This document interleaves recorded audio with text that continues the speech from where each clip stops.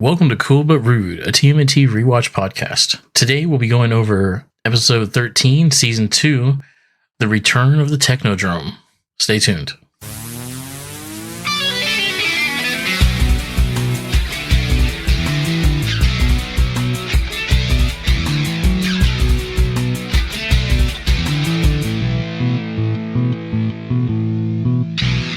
Welcome back.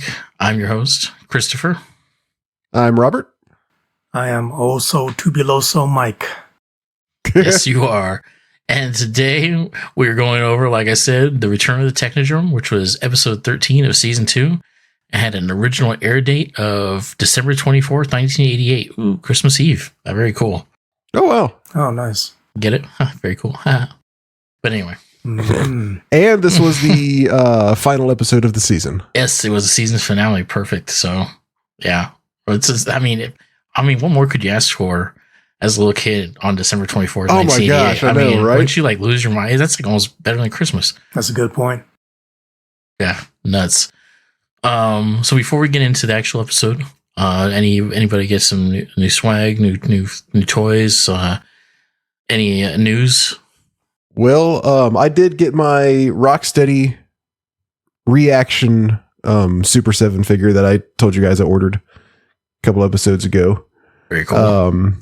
And there's I think we discussed this briefly, but the reaction is kind of the less expensive line that Super 7 had. Usually when we're talking about their figures, we're talking about their ultimates, but they also have a reaction line, which is, I don't want to say just cheaper. Like, they are cheaper. They're a little bit less than half as much. But the thing is, it's not just a crappier version. What it is they're smaller and they're made to look more kind of like old school action figures. Yeah. So it's not just like you're buying the crappier version. You're really just buying a whole different style that's just smaller and has less articulation and a little less detail and all that. 100%. So this Rocksteady he actually has a lot of a lot more detail than I expected, especially for a figure this small.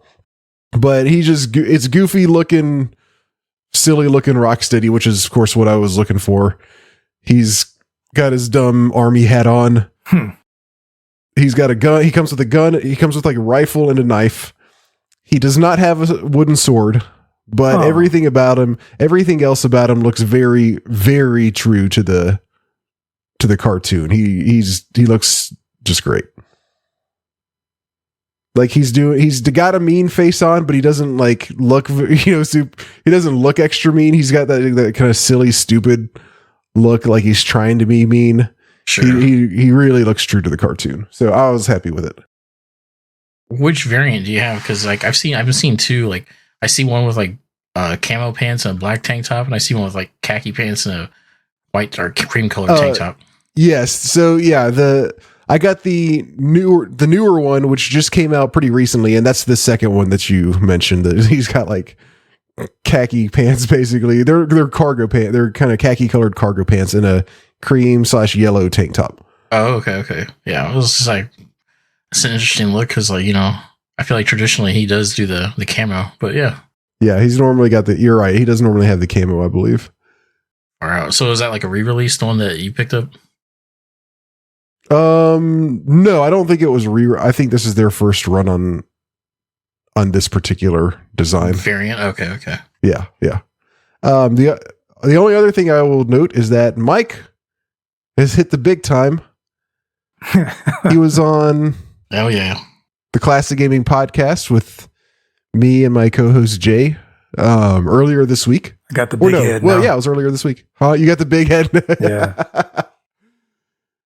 And so by the time our listeners are listening to this episode, that one will have been out. It's episode 198 of the Classic Gaming Podcast. So if you guys want to go check that out and listen to Jay and Mike and I talk about some classic games, feel free to do so. Mike, you played Greatest Heavyweights for Sega Genesis as well as Road Rash 2, right? Absolutely. Yeah. Two of my favorites. It was a very fun episode. It was. I mean, the majority of the episode, though, is Robert talking about Pop-Tarts. So Was that on the Are you episode? you're still on that kick? Man, That was on. I couldn't remember if we were talking about that beforehand. I can never remember what we talked about beforehand or actually during the episode. that But yes, was, I think you're right. was on the episode. Okay. Talk about some Pop-Tarts. Yeah.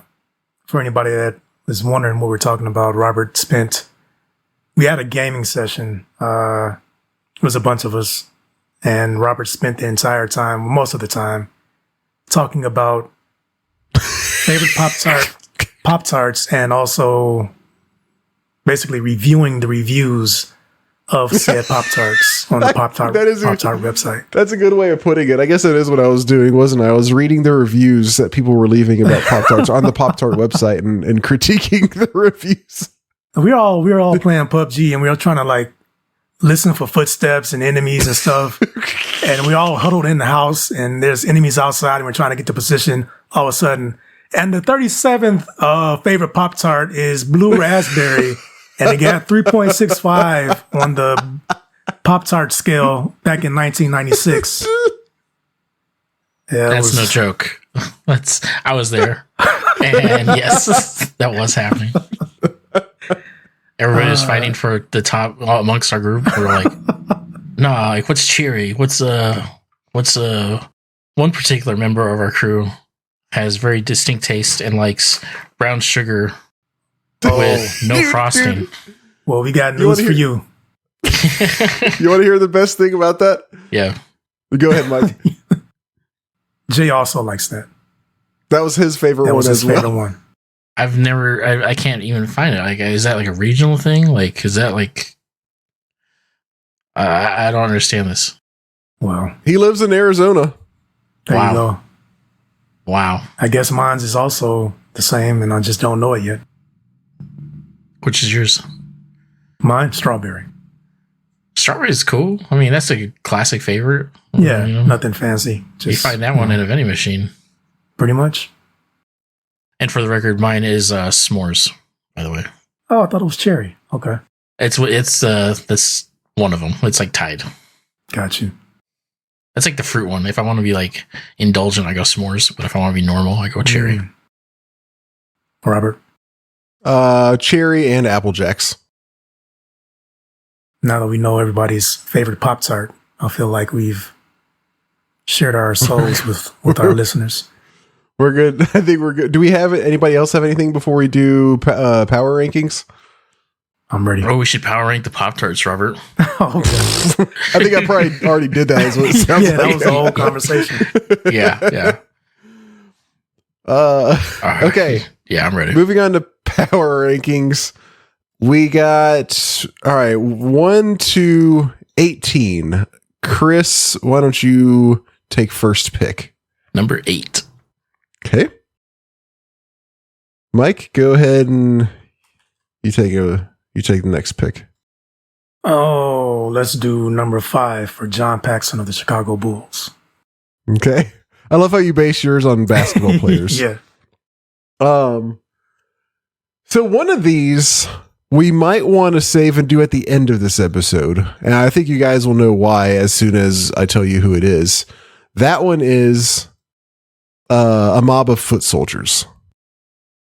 Mm. The second one is April. Oh, snap. Okay. So do you know why is it clear why I want to save the foot soldier one until the end of the episode? There's something that happens that maybe even made me think maybe it should just be a foot soldier. I'm not sure why. Okay, well let's I definitely know. Yeah, I was just like, what the fuck? Like, okay, let's save that and discuss that. Let's just do April for now.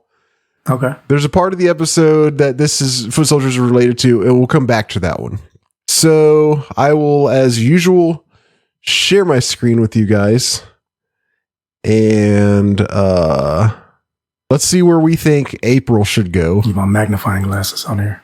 On the you always here. I can zoom in for you. Get your bifocals. Mm-hmm. All right. All right. I don't know. I mean, April. It's just April, right? This is not Catwoman April, by the way. This is just regular April O'Neil. Oh man. I'm thinking here. Like go like this and this bumps these two down. Whoa. So I'm thinking she goes above Byrne. And below Catwoman April. And that leaves her either above or below a mob of Mousers. I don't feel like April herself can take on a mob of Mousers. So I think she just goes above Byrne. But what do you guys think? Oof. I give her a lot more credit than you do, apparently. Same. I was honestly going to probably put her above Rex 1 underneath Bob. Damn. Bebop, yeah. How? It's April, man. Like, she's just like, it's not like physically she's like, something to write home about, but capable. Like she's quick on her feet. She's a reporter, which is a tough job in New York. I mean, you saw her like even in the premiere, like she was the first one to like do something. She like, kind of just slid into the sewer after like getting jumped by like Bebop, literally by Bebop and Rocksteady. Okay. Granted they were human, but still they're like freaking criminals and their gang. So, and the rest of her team, took off and ran, left her with like all this equipment. And she's like, hides in the sewer, smart enough to get into the storm drain, runs through the sewer and ends up finding the turtles, just on accident. And the rest is history. So I definitely think she's been a factor in some of their victories, including in today's episode. Mm-hmm. So, Mike? I agree with all of that. And April has super strength, as we have seen evidenced in the episode where she kept that rope taut from the blimp and all four turtles slid down it and she just held it by herself. Okay. that was impressive. I mean, True. she's done many things that we've, in the past have exclaimed, oh man, April ain't no joke. She drives the van like no other. We've seen She it in that does one drive episode. the van like an absolute boss. Right. Okay. I mean, she gets into places with, ease. So we got to give her sleuthiness or stealthiness. Yeah. She's very agile. She adapts to situations. So like Christopher said, no, she's not like, I'm joking around with the strength thing, but she's not a. Well, she did do it. She did do it. They portrayed it. Canon. Yeah. Yeah. But I think she's got a mind like a steel trap, to quote our favorite turtle. So, okay, you guys have convinced me that she does belong higher. I guess I wasn't really fully thinking this through, and I was basing it purely just on strength and fighting ability. But y'all are right. But where would you put her, Mike? This is where it gets tough. I'm going to put her above I would put her above the neutrinos. And under the monster. So you would put her above the neutrinos, below the tentacle monster from Dimension What? Right. Christopher puts her a couple notches higher, above Rex 1, which is directly above the tentacle monster from Dimension What? We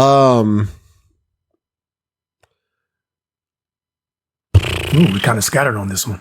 We're a little bit scattered. I'm like almost have to just say, well, let's put her in between Rex and Tentacle Monster, but I don't know if I'm just saying that just because I'm not sure what to say. I agree. She goes above the neutrinos, somewhere above the neutrinos. I'm torn between whether she goes right above them or above the Tentacle Monster or above Rex 1. Definitely not higher than that because Bebop's next. Yeah, it gets pretty rough after that. Yeah, I guess, the competition is stiff after that. I mean, I definitely think she can outsmart Bebop and Rocksteady, no problem. But if she gets cornered in any kind of way, I think it might be curtains. She's dead. Why don't you? So, Mike, what are your thoughts? Why don't you think she stands to be more powerful than the tentacle monster from Dimension What? I think her fear might overcome her. And we don't really know exactly what all the tentacle monster is capable of.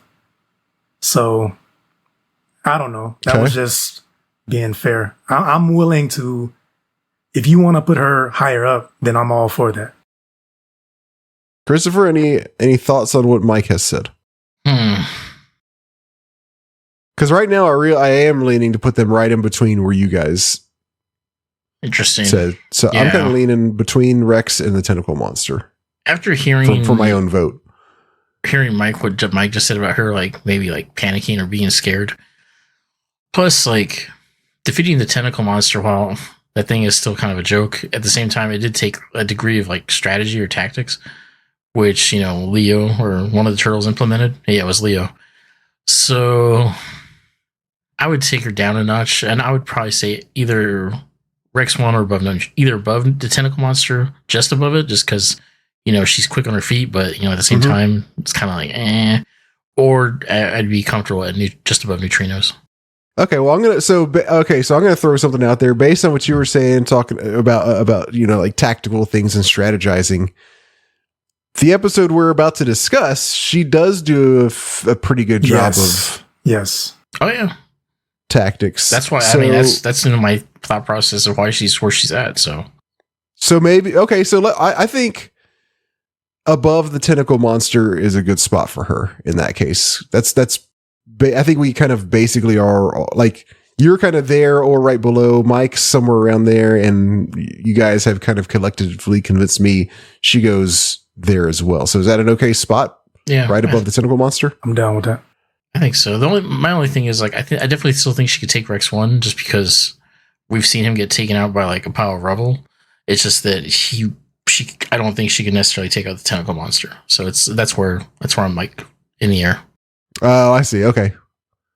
So yeah, we're in between. Well, if it's okay, then we'll do this spot. Yep. No, I like it. All right. So right between Rex 1 and the tentacle monster from Dimension What. I will, as always, I'll save doing the full rundown of the full list until we've done all of the rankings for this episode. And as I said, we'll save the mob of foot soldiers until the very end, because they do some at least one foot soldier does some surprising stuff this time that we're going to have to, I think, spend a minute thinking about and talking about. He does, but then I think the rest of the episode like kind of nerfs it, so we're going to have to discuss it. Okay. I feel like April is one of those characters that we could debate, and it could, you know, she'd go higher and higher if we talked about her more. Because I think she's one of those characters that when you really think back, she's been clutch in several episodes, several situations. So I feel like if she's one that if we keep talking about, she'll just go higher and higher. Keep climbing, yeah. Eventually she's fighting Shredder. Yeah. Right. Yeah, that might be the point. Because I mean, in my mind now, I'm thinking of several arguments against Bebop and Rocksteady that would put her above them. So I think I can't, in good conscience, do that. Yeah. Yeah. Well, I could, but we shall leave it. All right. Well, there we are for now. We'll come back later to talk about the foot soldiers. You guys ready for the rundown? Ready as all of you. Run it down. All right. Return of the Technodrome.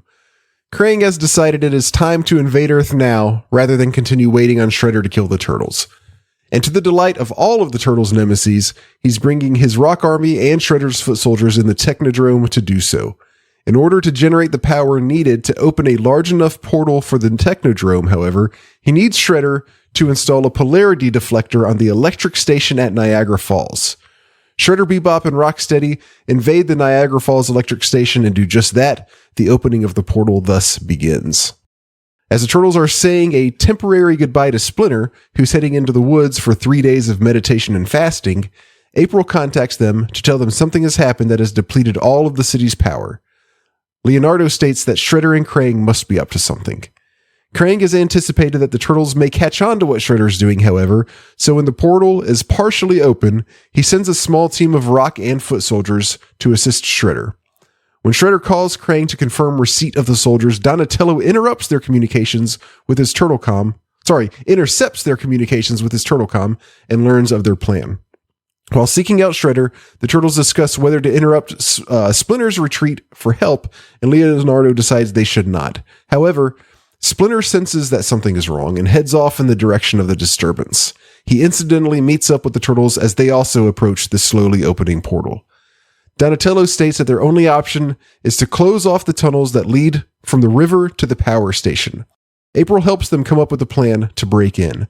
After a few skirmishes, the turtles break into the electrical facility and shut off the tunnels leading to it, thus sapping the power supply and bringing a stop to the portal. Krang, however, is able to use the Technodrome's auxiliary power to open the portal the remainder of the way and allow the Technodrome through. With the Technodrome back on Earth, an army of foot soldiers surrounds the turtles, and Krang orders them to stand down so he can kill them himself. When he tries to finish them off with the Technodrome's weaponry, the attempt fails because the Technodrome no longer has enough energy to power them. The turtles then break out fighting Shredder and his henchmen and escape with some help from the turtle blimp. Krang's able to reopen the tunnels at the dam, allowing it to generate power once again, then draw that power from it to restore full functionality to the Technodrome. His plan now is to cause an earthquake of cataclysmic proportions, destroy the city, and use it as a base to allow more beings from Dimension X to come through and subsequently conquer Earth.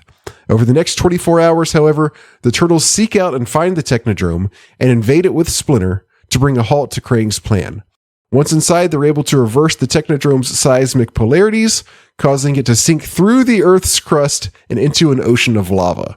The turtles and Splinter escape just in time to save themselves, and the turtles celebrate with pizza, having saved the world from being conquered by Krang.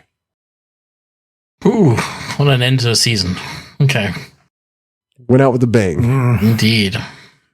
So, this episode, it starts off at Channel 6 News. We're at the office, and Irma's, as always, like, sweating. Pestering April. Pestering April. Yeah, she's like, what's going on? When are you going to talk to turtles again? And she's like, just like, tries to, piss off. Like, I can't just hit him up whenever I want to. Like, stop.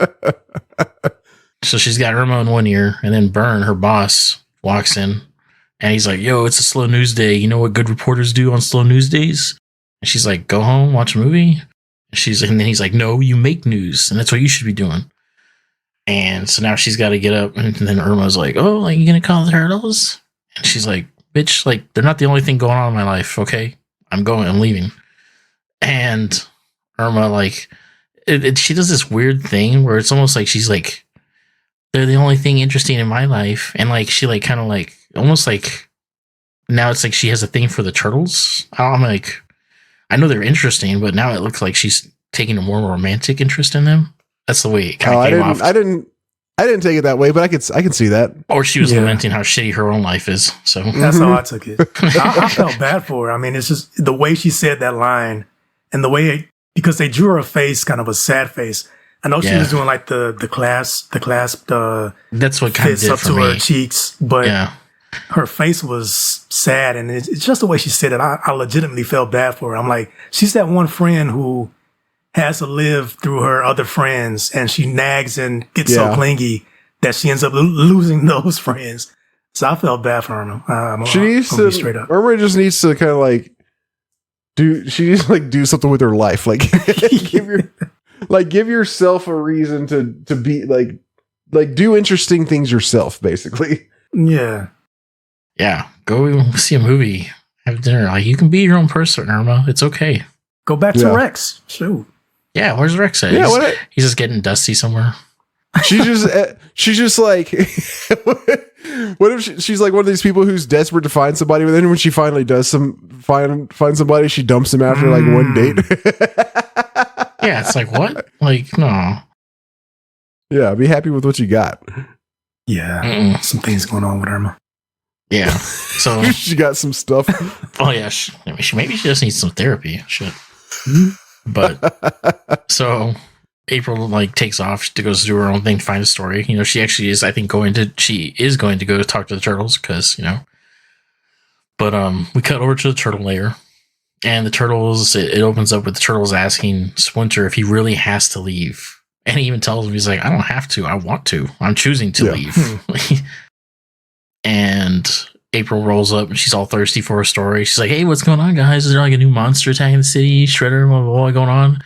And they just tell her, like, no, it's pretty quiet. Ever since we dealt with Shredder, it's like not a whole lot going on. Probably why Splinter thinks it's a good time to bounce. And she's like, oh, like, where are you going, Splinter? And he's just like, oh, I'm going to go meditate and like whatever. Go on like some fast and like go on, some sort of like spiritual, like, pilgrimage thing he's doing, the annual thing he does. And she's like, "Oh, that's boring." Which is like, you are rude as hell, lady. But how am I supposed to make a story out of that? Is all that's going through her head. yeah, I mean, this lady's straight up. But then again, they used her for TV a couple episodes ago, so whatever, tit for tat. Yeah, true. So then we switch over to Shredder, who is now living with Bebop and Rocksteady in a dilapidated mansion. Yeah, what is this place? Where'd this come from? Did I miss something?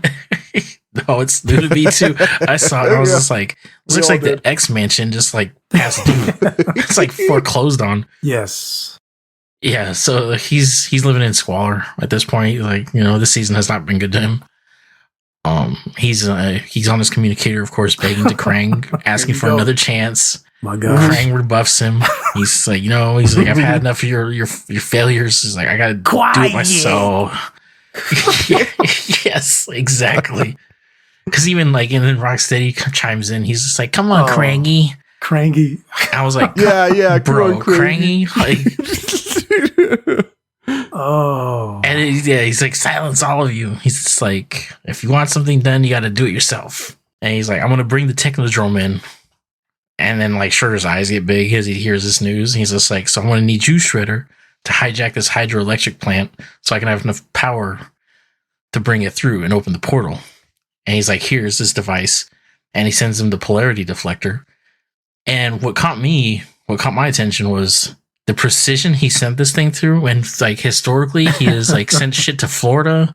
He has sent things all over the place. And he's like, this one, he just like lobs into his hand. He's just right like, into his, yeah, right. He almost killed Bebop and Rocksteady one time. To be fair, he probably just didn't care about them. He doesn't care. I mean, I'm surprised. I mean, I guess because this thing actually had a direct connection to his plan. Like, it wasn't some Shredder scheme. It was like, he's like, "No, my shit, I'm going to make sure it gets there, overnighted. I need signature receipt. Like, your shit, I'll send USPS. Maybe it'll get there." But, do you think it's funny that there's not a power source in Dimension X to allow him to do this? Wow. He has to use out of all things, not just Niagara Falls. I mean, I guess not think about that. It's the nearest one to their location, but at the same time, yeah, what gives? I mean, they have to have a power source of some sort, like, because it's like he built the Technodrome. The Technodrome has power. I mean, it had power to create portals to begin with. It got to New York City at one point on its own. Yeah. So there's something going on. Like, something's going on. So something's wrong with the Technodrome, maybe, or maybe their location, or maybe there's something wrong with Dimension X. I don't know. Operator is bad. Yeah.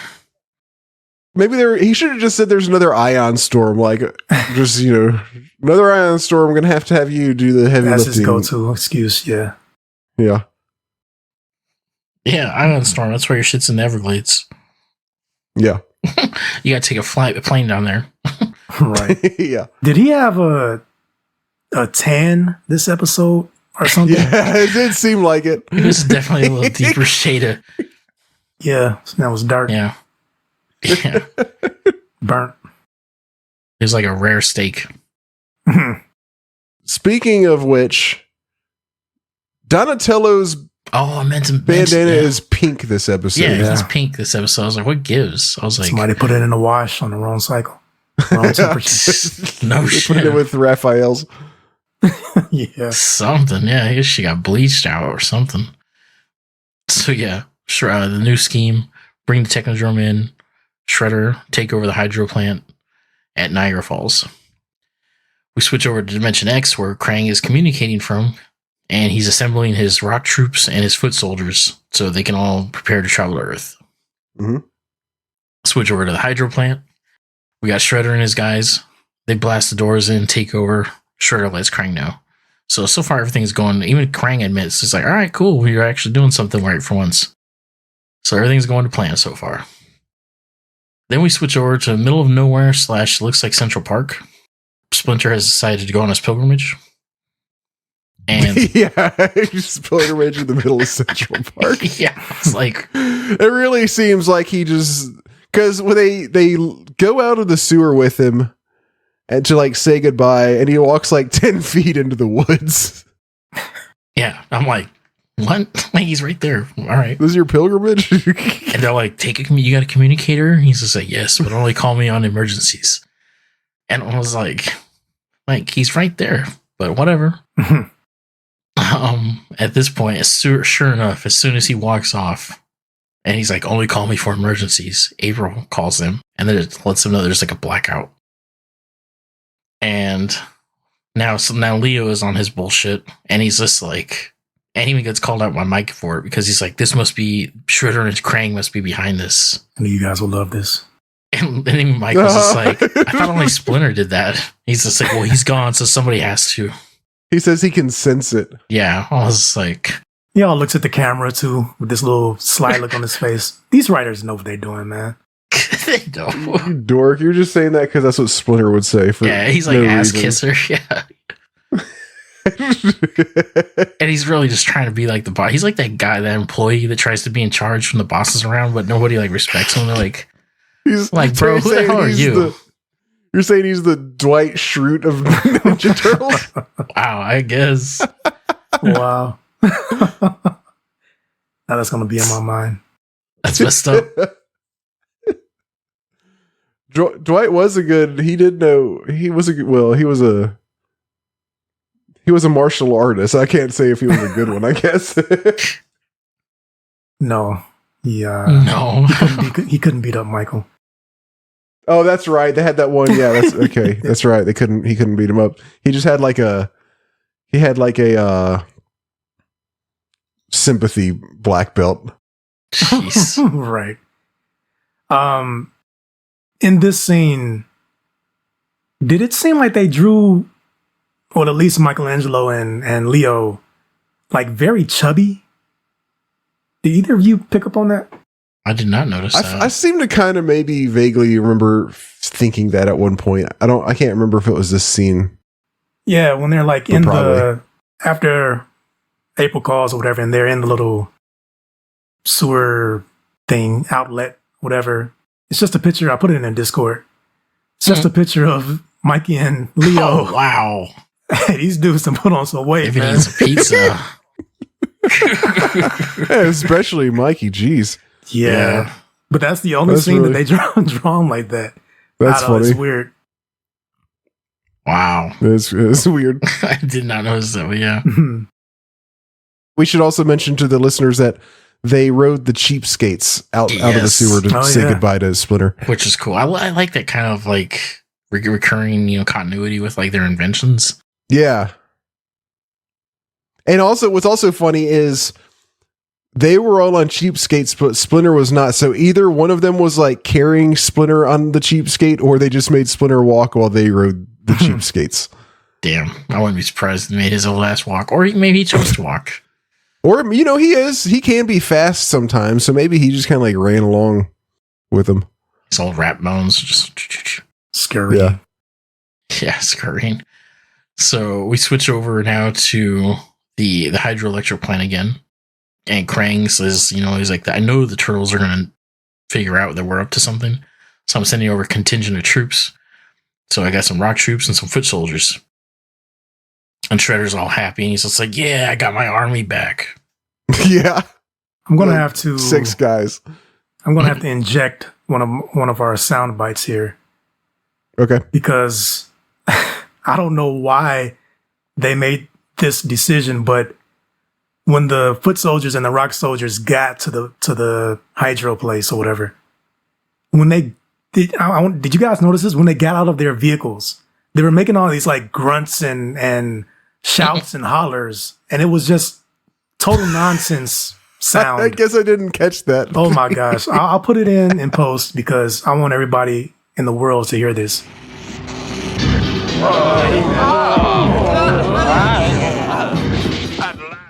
It was just such ridiculous nonsense, like mutterings. I mean, I can't imagine the voice actors doing this. That's awesome. What made it so hilarious. Like, I'm trying to picture these people making these noises and recording it and saying, okay, we'll use this. I guess it was just like their rally or whatever, they finally arrived on Earth and they're about to, fight for the shredder. I don't know what they meant for it to be, but I'll put it in afterwards. It's just hilarious to me. Great. Wow. So we got all that. Shredder now has his army back, which is like half a dozen people. And we flip over now to April meeting up with the Turtles behind in an alley behind a dumpster or some shit. And they're going over talking about the blackout. And she's like, what do you guys think it is? And like Raphael and Mike are like, oh yeah, it's like probably the Shredder. Now they're just kind of piggybacking off of Leo. Yeah. They're like, it was weird because I thought they had already decided that. Yeah, they're busting his balls about it. And then 2 minutes later, like, so what do you think it is? And they're like, probably Shredder. Yeah. And like the next part, like, was a trip to me because I was like, Donnie, like, he's on this like turtle comm, and he like somehow like hijacks a conversation or like comes across it. He's eavesdropping on this communication between Shredder and Krang. And what got me though was like that you hear their entire plan. Yes. And then they're like, what did they say? He's like, I don't know, I couldn't make it out. And then he recites it to them. Everything. Stuff that they didn't even say in the doggone communication. He got the full detail. Yeah. Wow. He like saw the future of that was thing. Really that was very weird. But also the fact that he can just that his turtle comm can intercept these transdimensional airwaves. Transdimensional frequencies. Like you said before, they always have a way to tap into something or track something. You are 100% right about that.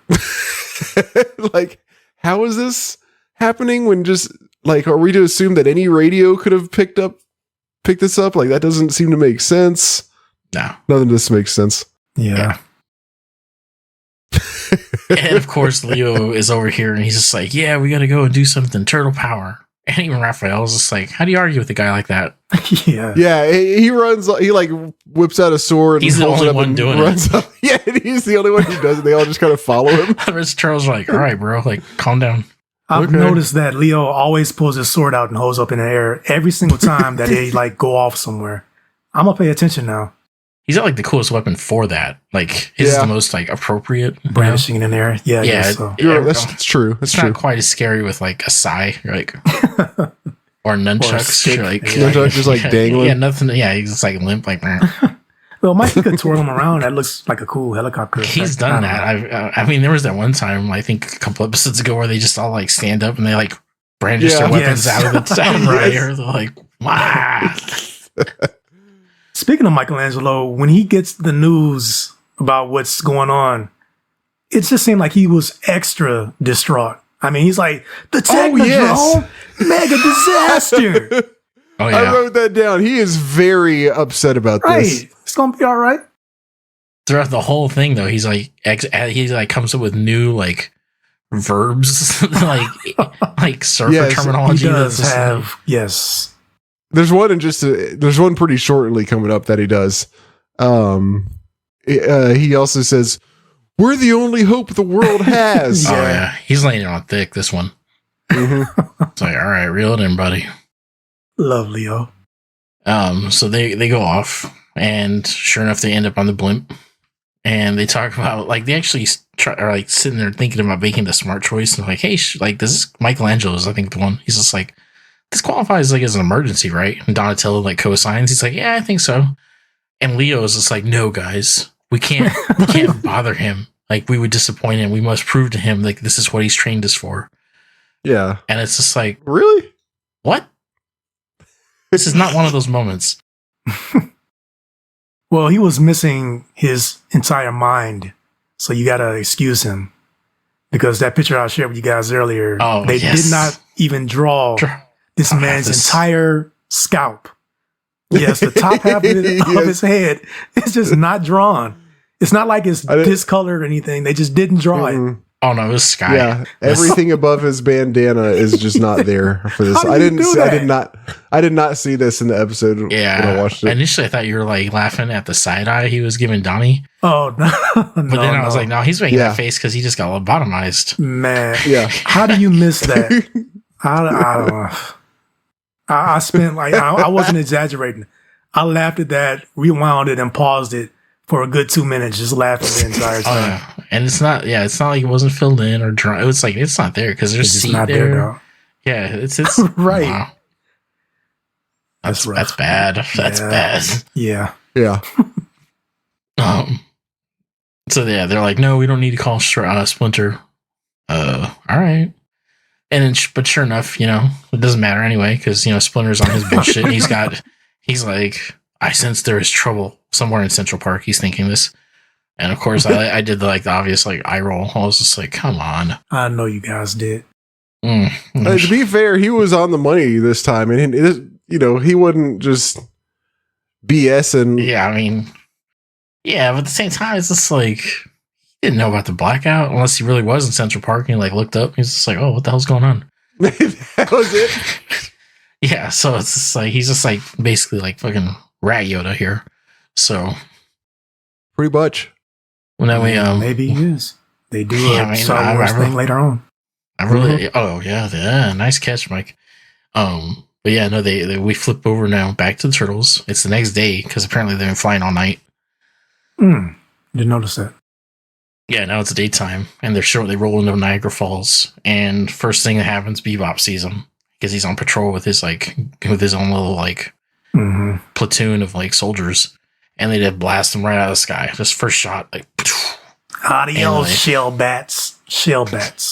That was a unique. That was a good one. Yeah.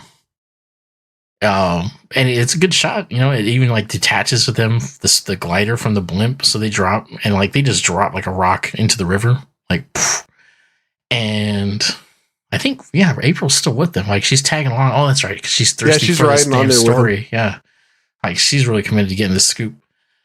So now they're in the river about to go over Niagara Falls.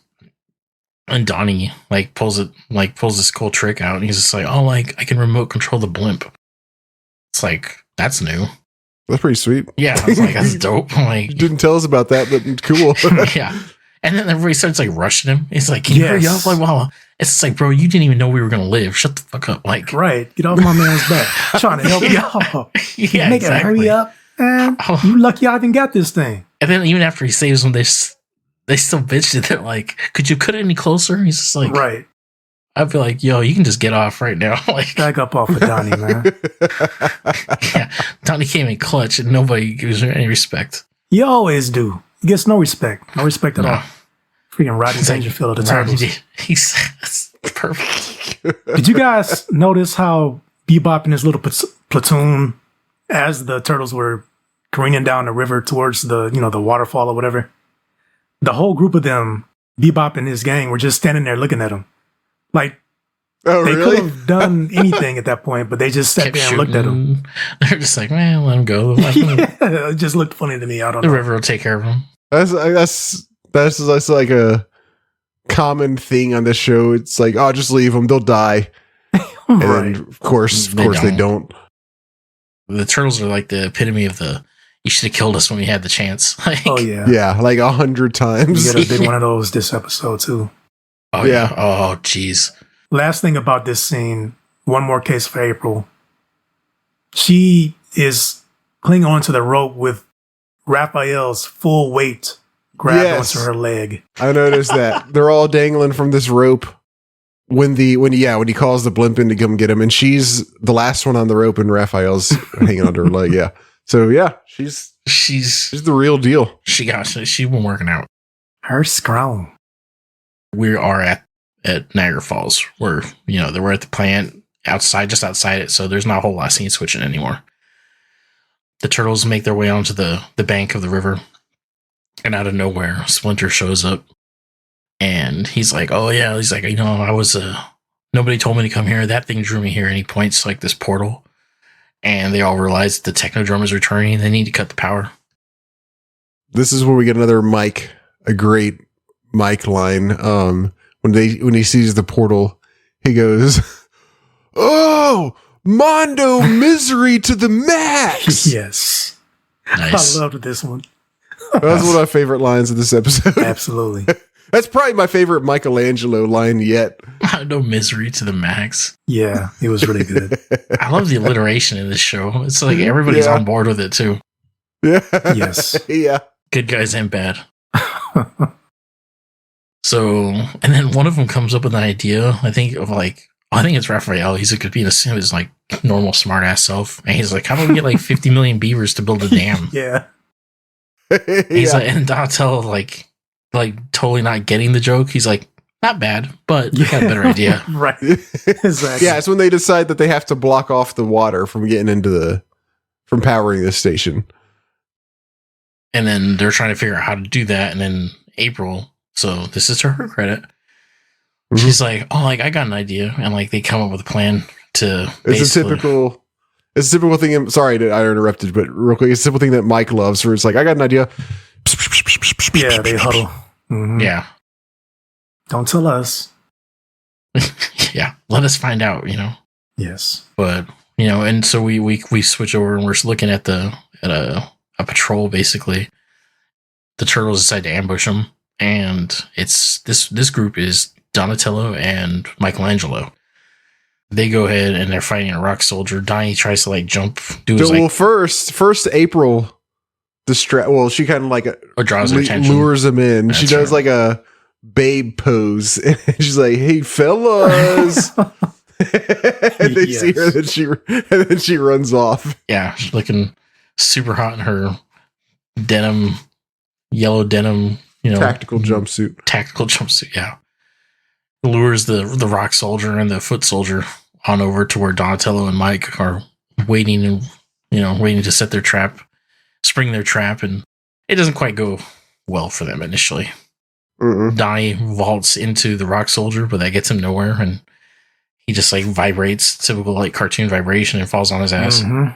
And then Donnie or Mikey, he goes over and he's like, "Oh, I'm gonna take out this foot soldier." And the foot soldier straight up jacks him. Like, he just takes his nunchuck out of his hand. He's just like... Yeah, he not only fights him off, he straight up disarms him. Right. Yeah. It's like one of the single baddest displays I've ever seen of a foot soldier. I know. Yeah. So, yeah, Robert, I definitely... This is one of those moments where I got to take this into account when we come up with our power ranking later, because... Yeah. This guy, he's... different like, than the other foot soldier. This is the one foot soldier that's like a complete badass. Yeah. I don't know. This is one of those consistency things that always happens in this show, where right here he looks pretty, legitimate, but then never again will we see this kind of prowess in battle. So I don't know if I'll be able to factor this in myself. But we'll get it's an outlier, yeah. Yeah. Also, considering power rankings, this played into my argument as well, because of right after this, we got Mike and Donnie on their asses, and they get saved by April, who pops up with a camcorder. Bush. Yeah. And like distracts them long enough so that Mike and Don can kick these two off a cliff and into the river. Yeah. Mm-hmm. I thought she was gonna do the thing where she takes a picture of him and it blinds him, but she didn't even do that. She just is like, she just holds the camera up and it just distracts him. Yeah. Michelangelo, just as he attacks that foot soldier, he makes another noise that's just incomprehensible. I don't know. Really? Now I have the subtitles on, and the subtitles said that he said "Hi-ya." This man does not say "Hi-ya." If you go back and listen to it, it's at 10 minutes and 21 seconds right before he attacks this foot soldier. This is another one that I'll slide into the post, because it's just it's another one of those episodes with a lot of different odd sounds, and this is definitely one of them. Is that 10 minutes? 10 minutes and 21 seconds, like right before he strikes or tries to strike the foot soldier. Chill out, Donatello! Double trouble! Oh my gosh, he makes a crazy noise. Right? And it's not just a yell, it's like he's yelling in a different language. Right. It's very weird, very odd. Please include that if you can. Yes, definitely. Because I don't know what that was, man. Oh, and real quick, I was looking at Turtlepedia again, and they pointed this one out as well. But they said that this specific scene, just of Mikey attacking the foot soldier, was edited out in all of the UK like distributions or whatever, due to standards and practices or something. They didn't go into why, but I'm wondering, like, That's bizarre. yeah, I don't know. I wish they had have gone into why, and I didn't have the time to like seek out the story or anything like that. But so it's something up with this specific shot. That's so bizarre. That's the word for it, bizarre. And also, just my last little thing about this, we skipped over a small part. They were back in the Technodrome, and Krang is shown not in front of anything. He's standing in the middle of this big room in the Technodrome, and he's acting like his hands are like they're operating instruments and stuff on a panel, but he's several feet away from the panel. And the very next frame, then they show him actually at the panel. It's at 9 minutes and 33 seconds. If you go there, you'll see something very funny there. I don't know. I don't know how you messed that up. 9:33. 9:33. Yeah, he's in the middle of the room, and his hands are like doing something with the panel, but the panel's way away from him. And there's another scene later on that this same kind of thing happens, and I'll point it out when we get there. But this was full of stuff, man. This was not a clean episode, unfortunately.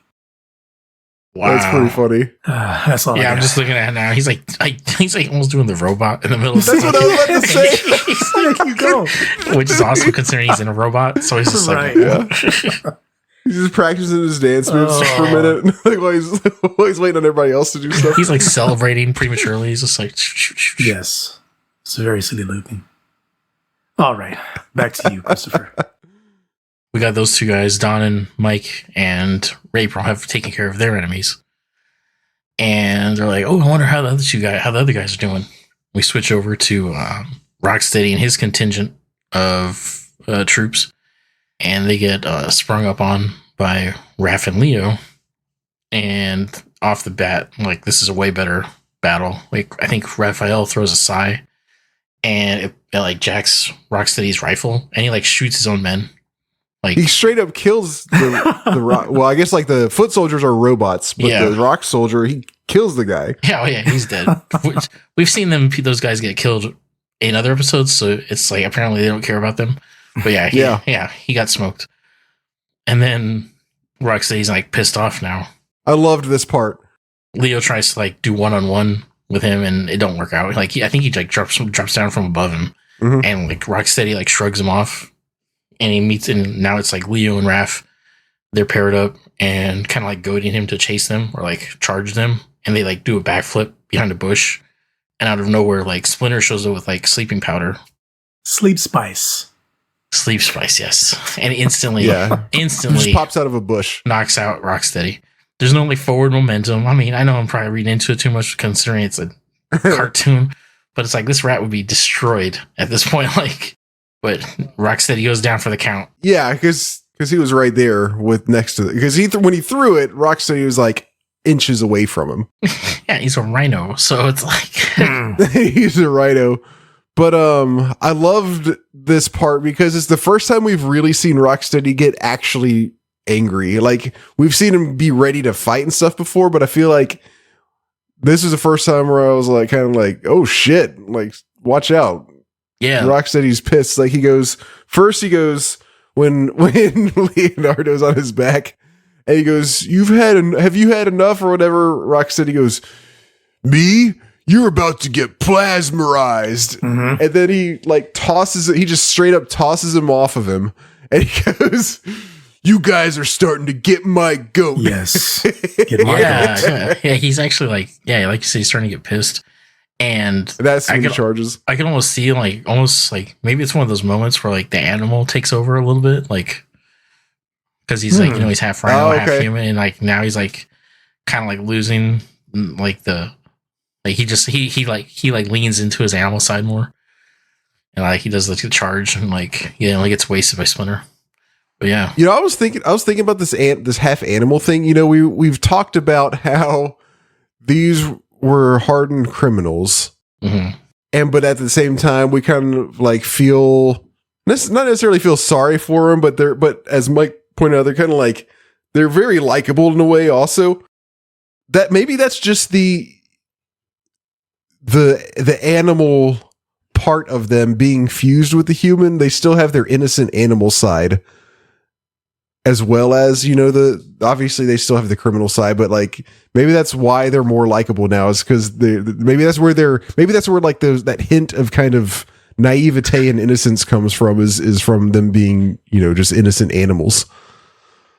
The innocent rhino and the innocent cuddly warthog. Yeah. Yeah. Exactly. They're known for that. But yeah. Real quick though, also look how huge. I just happened to pause this at one point when I forgot what I was doing, but I didn't realize it until I paused this. Look how enormous Rocksteady is in relation to Splinter when he tosses the sleep spice. Oh, geez. He almost He's a good looks giant. monstrously sized. Yeah. Wow. Well, you got like Splinter is smaller than the turtles, and Rocksteady dwarfs the turtles. Yeah, I guess it makes sense. But this is some rough proportions here. Yeah. Splinter. So for our listeners, basically Splinter is the size of one of Rocksteady's arms, pretty much. Pretty much. Yeah. And it makes sense then why he's like, the sleep spice will not keep somebody of his size down for long. Yeah.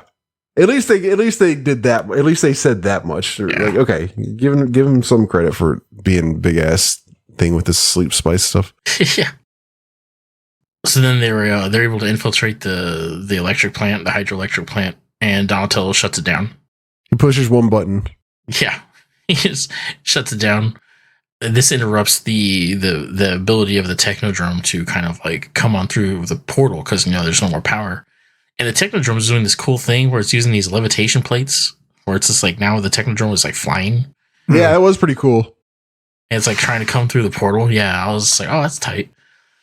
But then they're like, oh, we gotta use our auxiliary power, which I'm like, why didn't you just use that from the beginning? But like, whatever.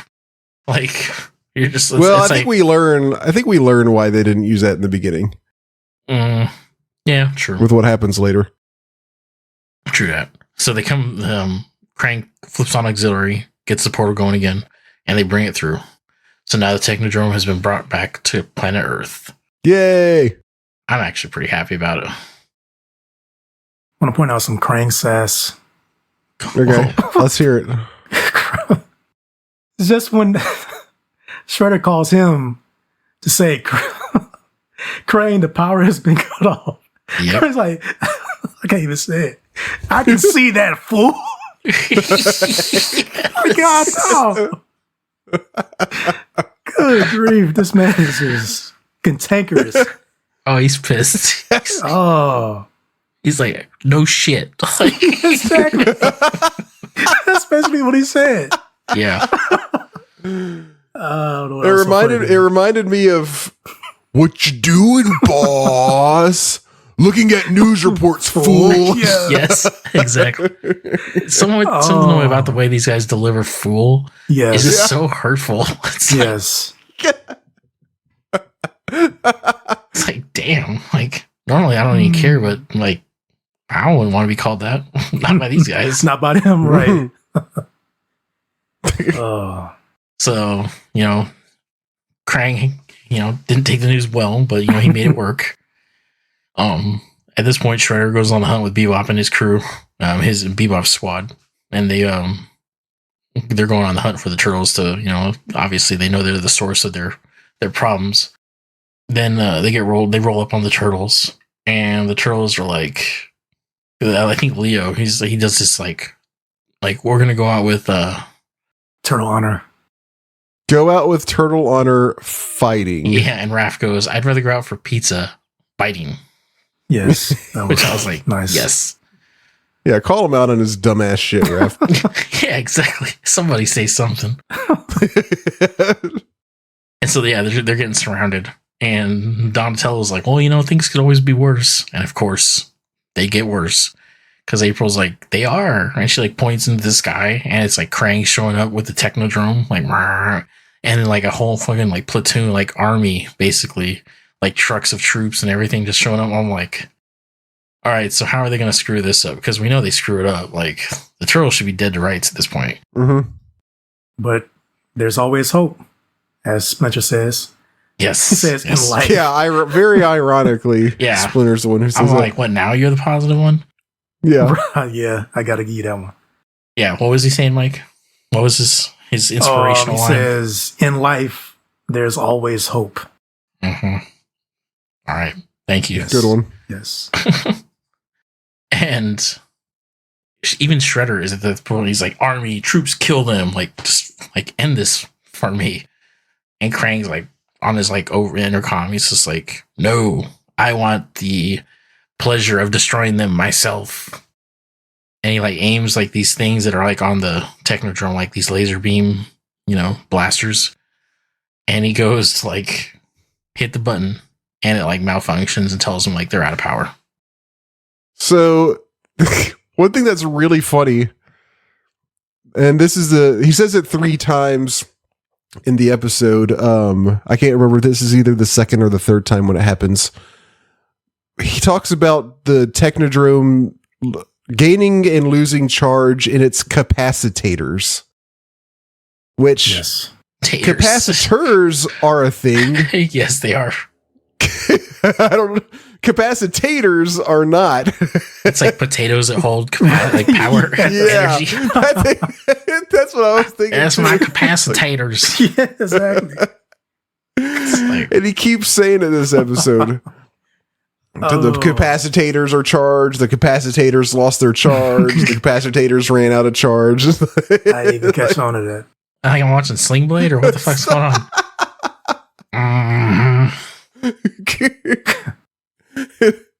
I love the. I mean, so I guess we have 2 things. Well, maybe Dimension X has a different kind of capacitor that is a capacitator.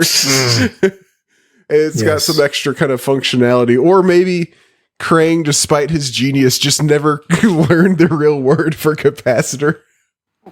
He just calls them. He thinks they're called capacitors. I mean, he does talk like a baby, so. Yeah. Shredder just lets him. He's just like, whatever. Like this guy's a fucking idiot. Like, He's like, nobody told him. Nobody told him. Yeah. Wow. So, Yeah. The Technodrome epic fail. We got the moment of truth and yeah, runs out of juice. Turtles, fight their way out. Like they yell turtle power, and as they run away. Mike has put an awesome image of the turtles and April and Splinter It's running all for their of them. lives. Yeah. Well, well, see, this is right when they decide, okay, well, we're not going to get blasted by the Technodrome, so now turtles attack, turtle power. But I just like how they had, what is April about to do? They got her in the shot too. She's just like, okay, into battle. You ain't got a weapon first. You ain't about to do nothing. April doesn't give a shit. Yeah, she's running, and not to be like, whatever, but she's like literally doing the typical girl run. And it's just like, she's like running into the fight, into the fray. She's like, once more into the breach. Yeah, she's all in on it. It is a cool shot though. Yeah. Yeah. We just don't see them all like as a group just charge into battle like that. I think this is the first time we've seen. And even Splinter. That. Splinter with his old ass is there with him, keeping him. It's pretty cool. I mean, it's yeah. It is. It's like all the good guys together. Mm-hmm. So turtles fight their way out. They punch a hole through the foot soldiers and everything. And then even one of them takes a shot at Leo and he deflects it and like drops a tree trunk or tree branch, yeah, a la like Predator, onto the bad guys. And like totally smushes like foot soldiers, Shredder. I think one of the goons, if not both. And they're able to get away. And so they use, once again, they use the blimp, shows up and grab a tether, and they get the hell out of Dodge. And in the next scene has one of the most ridiculous things I think I've ever seen in this show. Yes. And where we cut to the Technodrome, and it's Shredder doing this like weird ass like stampy seizure dance thing, and he's like throwing a tantrum. Yeah, he's throwing a tantrum. Yeah, he's throwing a tantrum. And he's bitching about he's like, oh, they got away again. This is getting monotonous. This is great. And I was just like, what is this? And it's like so like inhuman the way his body moves. It's like, Yeah, it's very, very bizarre the way they have him like jumping around. Yeah, and he like does this super jump with his knees in his chest, and it's like Spider-Man for a minute. Yeah. And so yes, it this like caught me off guard. I had to rewind. I was like, what the hell did I just see? Yes. But yes.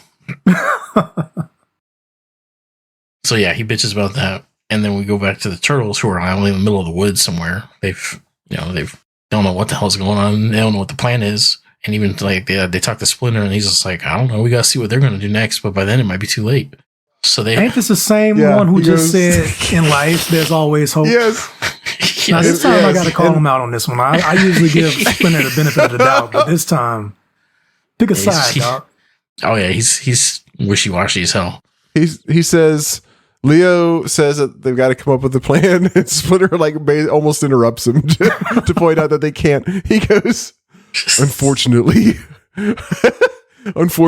we can do little until we learn their plan, and by then it might be too late. And then he makes his sad face. Yes. It's like he just gave us like enough hope to live just to destroy it. Like what? What? Right. Oh, Splinter. It's like, you are a fucking sadist, yo. Like, we flip back over to Technodrome now, and Krang is like reminding Shredder of his like grand scheme. He's just like, remember my plan?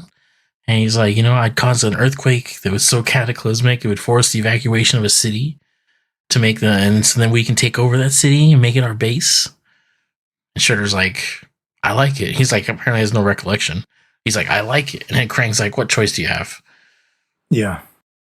A lot of things like, all right. Between these two.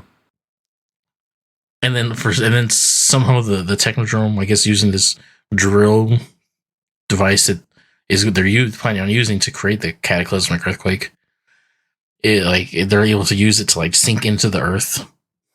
The Technodrome just goes down. And they proceed to cause an earthquake in New York City. We switch back to the sewer. Real quick, there's a little scene before that when he gets on all of the TVs across the city. Yes. Go ahead, Mike. I just have a question about this. I must have misheard this. When he comes on, he says, I am Krang, ruler of Dimension X. And I swear, he says, hi. My name is... No. I command everyone to leave. He says, I am Krang, ruler of Dimension X. Hi. I command everyone to leave. Now, I don't know if he said hi or if he says I twice, like I am or I command everyone. But that wouldn't make any sense for him to say I twice. I feel like this man said hi. Now, you guys can go back and listen to it, our listeners or whoever, and tell me I'm wrong, but I swear that man just said hi to everybody. I love it. I hope that's what he said. I almost don't. I'm like, I'd rather be like some sort of like snafu or something where it's like I. Yeah, I don't know, man. I can just be like, hey, good to meet you. Right. Hi, everybody. I'm Krang. Instead of Dr. Nick, hi, everybody. Yeah. Hey, Dr. Nick. Yeah. So after that, we flip over, like there's an earthquake happening. People are freaking out. Krang's doing his proclamation. We're in the sewer. Turtles, April, and Splinter, everybody, all the whole gang's there. They're trying to figure out how to beat the bad guys. And then Leo's like, enough talking, time for action. And he's just like, let's just go without a plan. And he just pulls out his sword again and hauls ass out. And like everybody just follows him. I'm like, dude, you are really trying to force this like hero thing. Like, They all follow him, of course. And then they find the Technodrome. But first, like, April's like, we can just follow these tracks, like blah, blah, blah. It's like so big. And Raph's like, well, it's like 8 times the size of the Astrodome or something like that. Which is like, a massive like baseball stadium. Is he being, do you think it's actually supposed to be that big, or is he just kind of exaggerating? Doesn't seem like it would be that big. I think somebody would notice something that big tunneling around Earth. Yeah, 8 times that size. Yeah. Definitely. Okay, that's what I thought too. I just want to see what y'all thought. Yeah, it's like hyperbole or something. But yeah. Okay. Yeah. Typical Raph. Mm-hmm. And so then, once again though, once they do find it, Michelangelo's like, "Oh man, like I always forget how big this thing is." So it's like they're really kind of emphasizing the size of it. So yeah, true. I don't know. Oh yeah, he does. He's kind of like he's almost kind of like mortified just by its sheer size. Yeah, Mike's having a rough time this episode. Like this whole He really is. he's not dealing with this Return of the Bad Guys thing well. No. I think he was like thought they were done for a minute. It's like nah, it's really messing up his zen. But they find Technodrome and they're like, we gotta get inside. And somehow they know that this thing's made of like a foot thick titanium. So I'm like, first of all, they got titanium in Dimension X. Yeah, I thought that too. And I'm like, this is bullshit, of course. And once again, of course, Donatello's got just the thing for that. As always. And it's this awesome looking black shuriken, like throwing star. He like throws it into the side. He's like, oh yeah, it packs quite a wallop, so hide. Throws it into the side of the Technodrome. And it kind of like seems like a dud.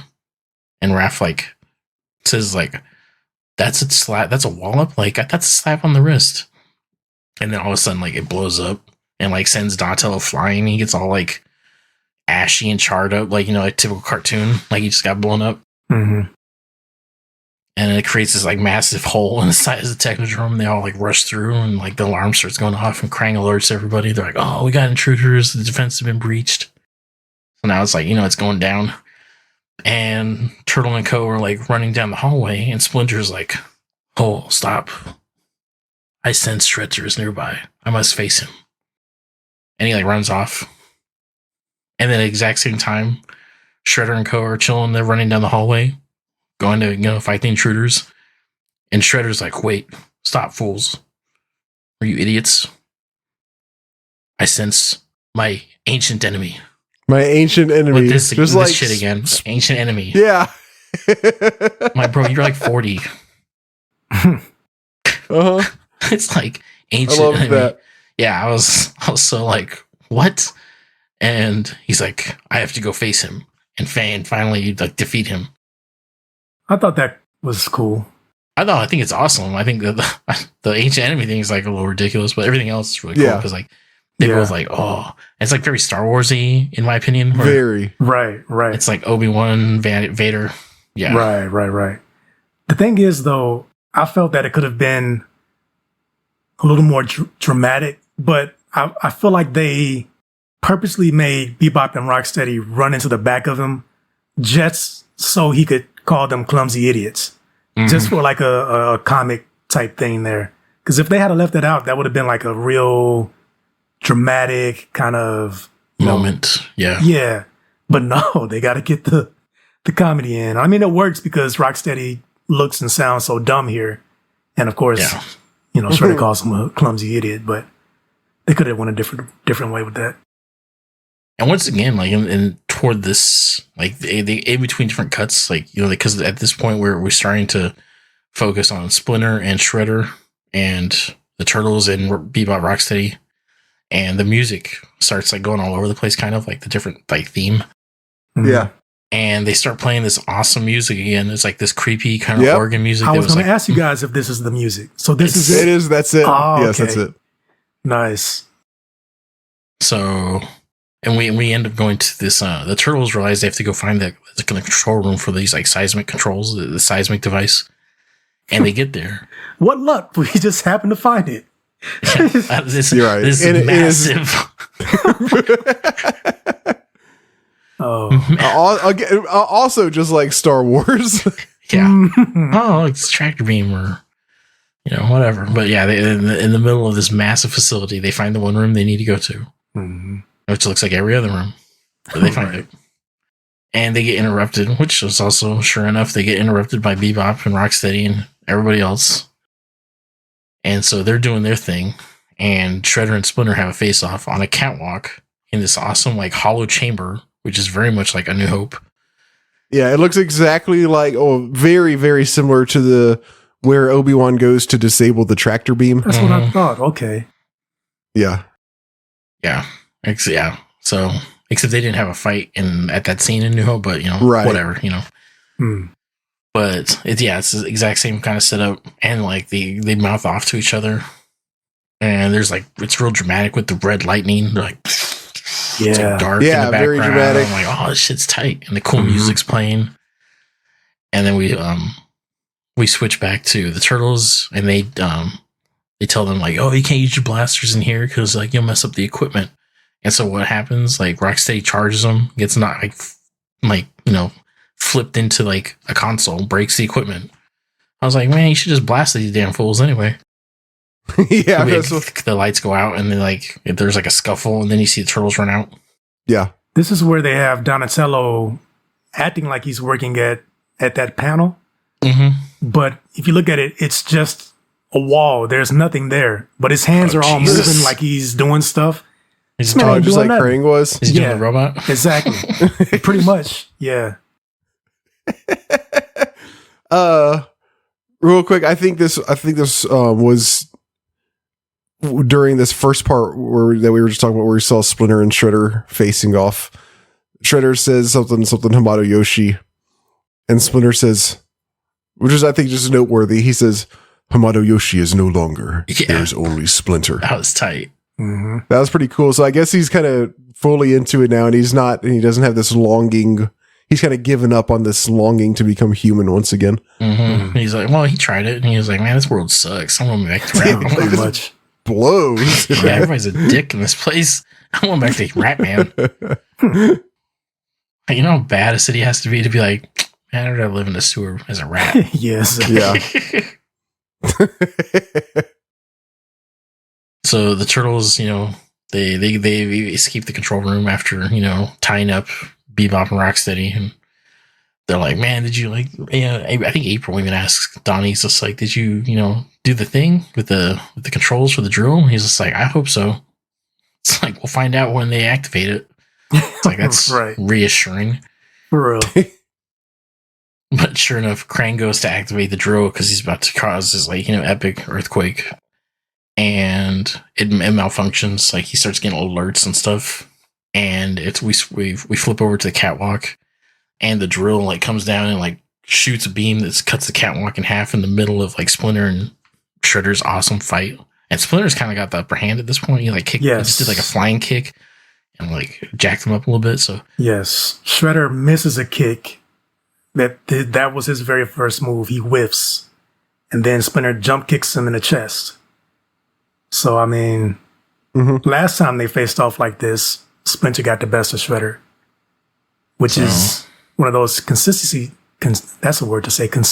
things, because we often see, Splinter getting done in by those Rodney Dangerfield robots or whatever so easily in various moments where he just gives up and seems like a wimp in battle. Trips over nothing. Right. But on the other hand, he gets the best of Shredder all the time. There's no sense in trying. And we've seen Shredder just single-handedly do all of the turtles in. So they're just all over the place, man, with this whole thing. Yep. It's like Shredder is the only person that Splinter can beat. Great. He just has his number, I guess, maybe from them being ancient enemies for so long. But he's the only person it's the only person he knows how to fight. It's the only guy who remembered his moves. That's the thing, Shredder just telegraphs everything. Yes. Maybe that's it, yeah. Or maybe he reads his mind. That's gotta be it. Oh, that's gotta be it. He can sense, they can sense each other, and so he can sense what he's about to do and this and that. He's that one extra, millisecond on him. Mm-hmm. Hey, that tracks. I mean, he does have ESP, so yeah. Apparently, it's something that's contagious because now Leo has it. Leo's just trying to be like Splinter. He don't have shit. he just got lucky. He just threw darts at a board and hit something. I love that there's people out there that love you guys hating on these two. Man. You got to, man. Sometimes it's no, I ain't gonna let that fly. Yeah, it's a little too much sometimes. I know it's a cartoon, but am I stupid? So that we're on the catwalk. We're doing the right Sid Fred thing. And I was waiting for that. Yeah. The catwalk gets cut in half by the drill. It shoots a beam through it. Splinter is like hanging onto like his side of the catwalk, and like Shredder falls and he gets hung up on his cape. Splinter is hanging onto his side, and he's just like scurries up it because he's like Ratman. He's like, and he escapes, and Shredder's just like, "I'll get you." And he's just like, like he's all pissed off. And at the same time, though, the turtles are escaping. They're like, they jump through this massive hole. Remember, this is a big hole they blew in the side of the Technodrome. So they jump outside of it. They jump out with April. And in their rush to get the hell and save themselves, they're like, wait, what about Splinter? Forgot something. What about Dad? Like, the guy that we keep, like, not wanting to leave us. They don't want to go on vacation without us. Like, we're just going to leave his ass inside this sinking, like, battle station. Mm-hmm. And they're like, but somehow, like, Splinter does this epic, like, somersault, like, whoop, and it's got, like, a sound effect, too. And he, like, comes out of the hole just as it sinks. He's like, yeah. And, like, he just, like, arrives and, like, yeah. And then we see the Technodrome continue to fall through a hole because the drill's, like, now on its own. It's, like, uncontrollable. And Krang's like, I can't control it. I'm, like, helpless. And the Technodrome just falls through the Earth's, like, different crust layers and into, like, the magma, like, and sinks into like our core apparently. Now I understand it's got like, like foot layer of titanium armor and all this and yada yada. It's Dimension X, but there's a giant fucking hole in the side of this thing. Oh, right. Wow. I forgot all about that. Yeah, that's how they got in. Jeez. Maybe it's got really fast healing powers. Yes, yeah, we'll go with that. Because otherwise, this is the last time we see these cats. So, wow. But that's good. Or it's got a bilge pump for lava. So all the lava that comes in, they just pump it out real fast before it can fill up the whole thing. Mm-hmm. Yeah, I mean, Dimension X. I'm sure they got something worse than lava there. So probably, yeah. Hopefully they got some sort of contingency. Maybe they can just like, drop blast doors and like, section off that part. All of these make sense. Mm-hmm. Yeah. Of course they do. Like the Titanic, because that worked. Mm-hmm. Yes. Like they have 2 turtle vents. I'm just playing. Infinite gliders or blimps. So. Oh, yes. So Technodrome falls into lava. Krang laments this and he like yells he's like, I'm gonna get you, Shredder, because it's Shredder's fault apparently. Yeah, what is how's it Shredder's fault? Like this dude's like he's like hanging in this like dead zone, like in the middle of the damn Technodrome. Right. Like he's got his own problems. This man needs saving. Ain't his fault. he's only a human. Like he's not an alien. He's not another dimensional being. He's not a mutant. He's just a well-trained martial artist. Right. It's almost like somebody might want to lend him a hand. I guess because he was on his way to deal with the turtles and stuff, right? So I guess if he hadn't gotten distracted with Splinter, then maybe the plan could have carried out. I guess that's what he's. Yeah, okay, I could see that because if he had just stayed on task, Shredder, yeah, we had to go deal with your ancient enemy. Ancient enemy, yes. We got a different definition of ancient. I need to like talk to somebody about this. Yeah. So Technodrome's done. Bad guys are done. One last cut. We're over in the turtle layer again. They're all having a pizza party, patting themselves on the back. Like, yeah, we dealt with Krang and Shredder. We're done. We're cool. We're awesome. We got the turtles. We got Splinter. We got April. And it's like this weird little scene where they talk about like April has to like point out like, hey, like these half turtle human teens and a half rat man save the city. And I was like, what? Like, this is so weird. Like, and then doesn't she say so? She says something like, I'm the only human here or something like that. Mm-hmm. And then like Mike's like, well, nobody's perfect. Oh, Mikey. I was like, it's such like I don't know what the point of the scene was. Like, not the point of the scene, but the point of pointing out like her comments. Yeah, like I was like, what are we making this about? So yeah, and then it's like, we got the obligatory laugh at Michelangelo joke at April's expense, and that's the episode, and that's season 2.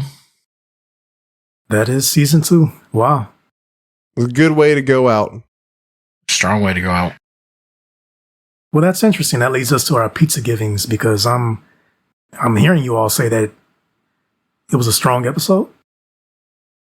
Oh, I definitely. Yeah, I think for sure. I definitely Okay. liked it. Yeah, I mean, are we going to do the pizza thing or are we going to do power ranking? What do you want to do? Let's do the pizza thing. Well, it's up to you, but I would vote pizza first. Pizza it is. I'm going to give it a 9. I liked it a lot. I felt it tied up. I tied up the loose ends. It I mean, yeah, with the goofs or whatever, you know, the splinterisms and all this stuff, but those to me are like, I just laugh at them, and it's plenty of like, you know, the full instant and was hilarious the way Krang did that, and so yeah, and it had like a cool mix of like fight scenes. I mean, we even saw Donnie and Mike get their asses whooped by a foot soldier and a rock soldier, so yeah, I thought, and like everybody was included. Like it was like an all hands on deck kind of scenario. Once again, kind of like, you know, the last season finale. Anybody in terms of like regulars was there. So yeah, that was cool.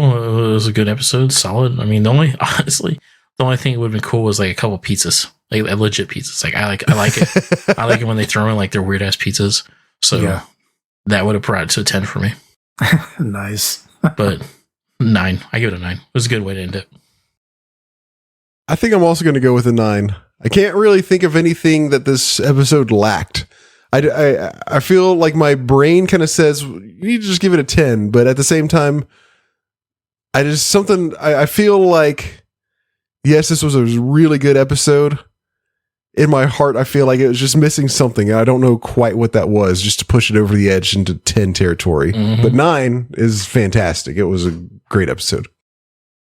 Wow. I think this might be the first time that I give a lower score than both of you. Whoa. I'm going to give it an 8. Yeah. Okay. It was for a finale. This was a big event, the Technodrome returning to Earth. That's huge. So kudos for that. I like the vibe that it gave at the end of the good guys win, because we see Krang and Shredder seemingly, you know, quote unquote, defeated as the Technodrome sinks into the freaking magma or whatever. But, and I don't know, maybe I'm putting too much weight on this, but I feel that the fight between Shredder and Splinter, for the weight of what that should have been and what it signified, I feel like it was way too short and way too anticlimactic. Yeah, I think that's a very good point. Yeah. Okay. Yeah. Because I didn't think about that just now, but yes, as I was watching the episode, I was like, oh shit, here we go, Yes, boys. exactly. And then it was just like, wait, that was it? Same. Exactly my thoughts. That could have been, wow, they had a big chance there to really, really do something cool. And I also thought for a season finale, I was hoping to see more involved, not drawn out, but longer fight scenes with the turtles. Just that big army that was there surrounding them. I mean, sure, the power went out and Krang couldn't use his laser, but what happened to that big army? I was expecting some epic fight of the turtles fighting their way out of there. They did a couple of things, knock a tree branch on a couple of dudes, and that's it. You know, so like I say, maybe I'm putting too much emphasis and putting too much weight on those two things, but those two things brought the episode really down for me, because I was sitting there in anticipation, like you said, Robert. Oh, this is about to hit the fan now, but they just kind of petered out and didn't really do too much with those two specific things. So that brought it down for me, unfortunately. So an 8 for me. All right, so 9 and 9 and an 8. Still a strong episode. Still Yes. a strong score. I'm still waiting for that epic 10-10-10. I know. Oh yeah, we gotta celebrate some way if that happens. Oh, we get to eat a regular ass pizza. that's our celebration.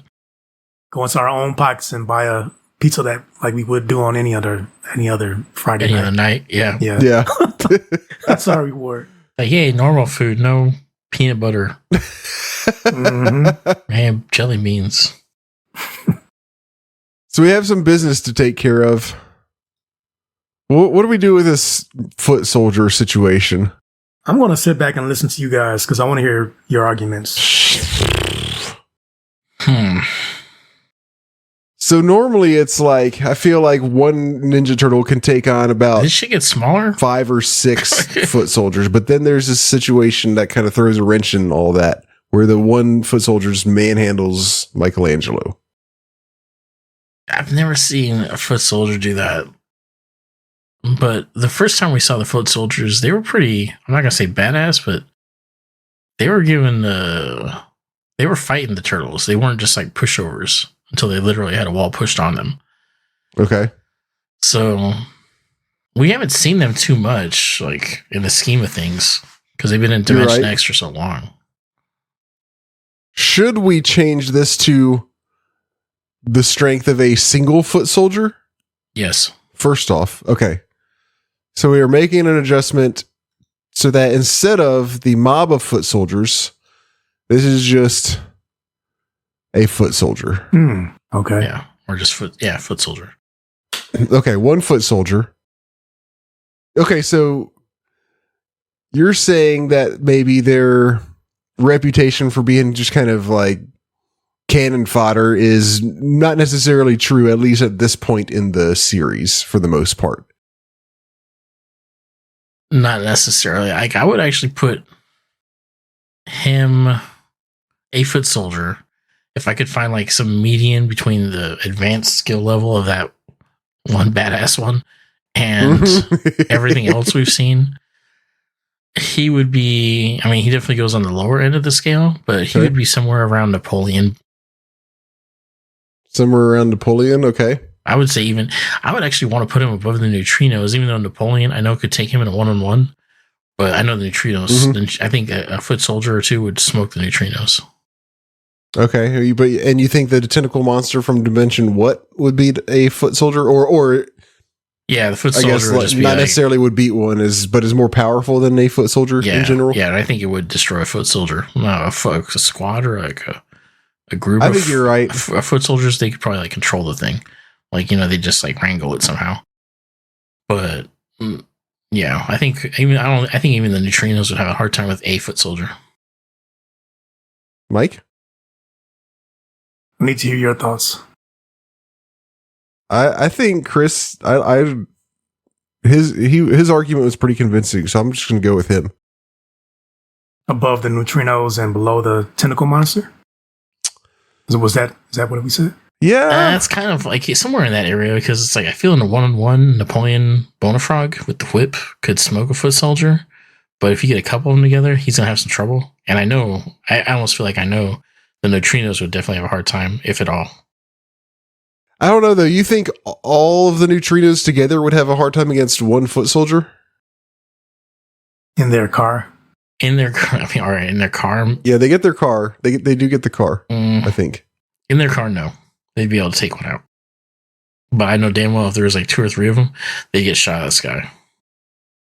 Okay. Mike? Do we give any weight to the fact that Shredder trained them? Yeah.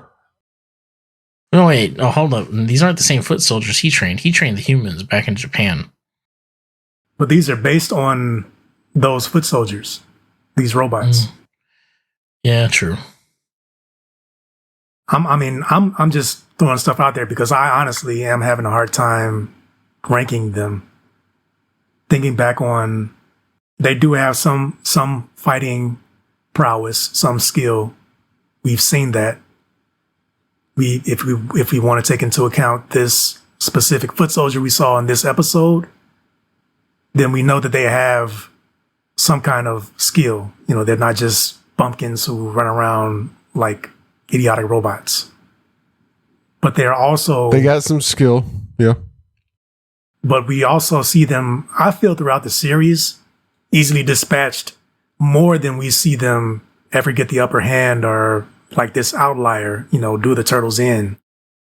Maybe their thing is they are good one-on-one, but then once you throw like multiple guys into the mix, then they don't know how to handle that. There's a case for that because in the scene where the turtles are fighting their way away from the Technodrome, 4 of them jump multiple foot soldiers and get the advantage and take them out. So maybe you got a point there.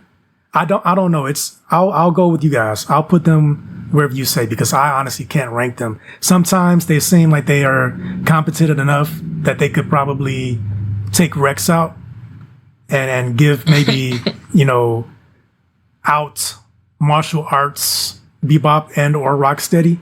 But the majority of the time in my mind that I have, the image that I have of the foot soldiers are just them getting done in and exploding somewhere, getting thrown off somewhere. So I'll leave it up to you guys. I'll agree with wherever you put them. Based on experience, though, also, I'm going to put them above Napoleon, below neutrinos. That's what I was going to say. Mm-hmm. Okay. Let's do it. And I added it. Yes, I added April already. Okay. So Nice. Our list as it stands right now, again, still incomplete, is top to bottom, most powerful to least powerful. Krang, Leonardo, Michelangelo, Fly Stockman, Rasputin the Mad Frog, Rocksteady, Bebop, Rex 1, April, the Tentacle Monster from Dimension What, Neutrinos, a Foot Soldier, Napoleon Bonafrog, Catwoman April, a Mob of Mousers, Burn, and Captain Hoffman of the Anti-Turtle Squad. I like the way this list is shaping up. This has been fun, and it's interesting to see kind of where everybody roughly stands. Have we shifted anyone yet? Burn? No. I thought we shifted Burn. He's been Second to the bottom the whole time. Yeah. your second bottom the whole time, yeah. I enjoy the power rankings. I look forward to doing this. I dig them. Yeah. Yeah. I'm waiting for the one that like really upsets the status quo. I'm not sure I don't know who it's going to be. Shredder in there, man. The April thing was cool because like today, like we just had the whole, like we were all over the map. Yeah. But I want somebody that's like on the higher end of the scale. Like she's like on the lower end, but I want somebody that's like powerful. Like, so I don't know if that's going to be like Metalhead or Rat King or, Slash or something like that. But I want somebody that's like going to really upset everything. Hell, Shredder. Yeah. He's one of those ones where I want to see how you guys weigh his inconsistent, I almost said booking like it's freaking WWE, but his portrayal. Yeah, that's going to be good stuff. Can't wait to. He's going to be like, I almost want to see, like, I almost have to expect him to be the opposite of Splinter. Like, in terms of, like, not their ranking necessarily, but, like, our argument. Because they really are kind of, like, the opposite. Like, Shredder can damn near take on anybody, and Splinter can take on damn near nobody. Except Shredder. Yeah. Yeah. So it's like, what? There's one that I'm really looking forward to. I think it's going to be really funny to see where this one particular character ends up. I won't say it because I don't want to spoil it and us already start thinking about it and talking about it, but I'm just sad that pizza guy he wasn't in the show. Pizza guy? Oh, Pizza Face? Yeah. Face. Wow. Yeah, me too. I was like, that would have been a very disturbing power ranking. Pizza Face is just a straight serial killer. Dude, yes. Like, what the fuck is this? He's got like what's he got? Like a pizza cutter for a leg. Mm-hmm. He's like, he got a little weird mutant thing growing out of his head. You're like, dude is fucked up. Yeah. I would have loved to just have that disturbing conversation, but alas, we won't. It's too bad. We'll never know. Mm-mm. All right. Anybody any last parting words? Send us emails, turtles@coolbutrude.com. Is that it? Is that right? That is correct. That's it. That's all I got. Cool. Mike, you good? I'm good. Right on. All right. Well, thanks everybody. Tune in next time and we'll talk to you then. See ya.